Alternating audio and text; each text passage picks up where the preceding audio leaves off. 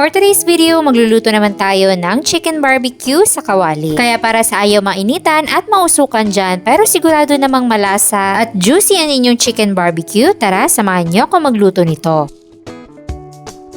Gagamit tayo dito ng 4 na chicken leg quarters at para masiguro nating luto yung pinakailalim, gagawa tayo ng slit dito sa ating chicken. So dapat yung harap at yung likod ay merong hiwa. Then para sa marinade, meron tayong 1/2 cup ng banana ketchup, 3 tablespoon ng toyo, minced garlic, at stock ng tanglad. Kasi ito yung pinakamabangong part ng tanglad. Then maglalagay din tayo ng black pepper powder at 1 tablespoon ng brown sugar. Tapos lalagyan natin yan ng 290 ml ng Sprite. Haluin lang muna natin mabuti hanggang sa matunaw yung sugar.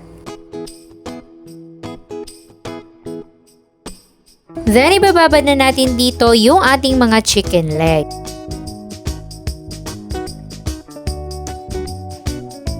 Siguraduhin natin na nakasubmerge ng maayos dito sa ating marinade para talagang manuot yung lasa sa manok. Then, imamarinate natin to for at least 4 hours at ilalagay natin yan sa ref habang nakababad. At habang nagmamarinate, gagawa naman tayo ng ating sausawan. So, meron tayo ditong sibuyas, kalamansi at sili.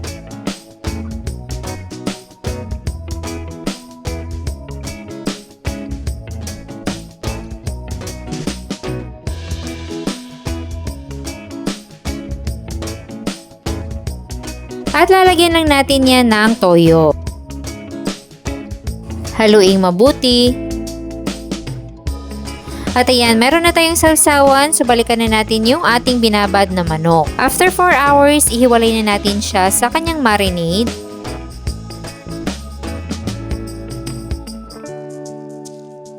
Then, isi-sear natin to dito sa ating kawali na merong konting mantika.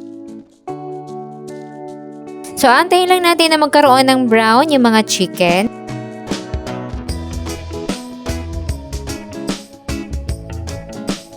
At kapag ganito ng brown na yung magkabilang side, pwede na nating ilagay yung ating pinagbabaran kanina.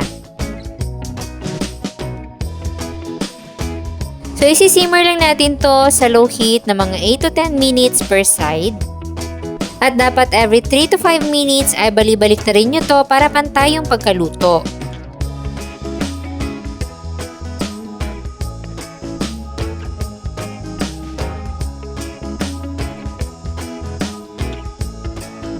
Kapag ganito na yung itsura, malapit na yung maluto. Antayin na lang natin na medyo mag-reduce pa ng konti yung kanyang sabaw. Then, i-base din natin yung sauce dito sa ating chicken. At kung yung makikita nyo, medyo nag-reduce na talaga yung kanyang sauce at pwede na natin yung hanguin sa kawali. So, ganun lang kabilis, meron na tayong chicken barbecue na hindi tayo nauusukan at naiinitan. Sobrang juicy ng laman nito at syempre lutong-luto. Saktong-sakto at papalapit na ang Pasko at marami na namang reunion at mga party magaganap kaya pwedeng pa rin nyo itong lutuin. I-check nyo na lang dyan sa baba ang kompletong listahan ng ating mga sangkap.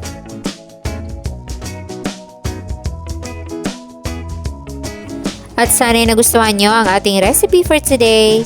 Enjoy!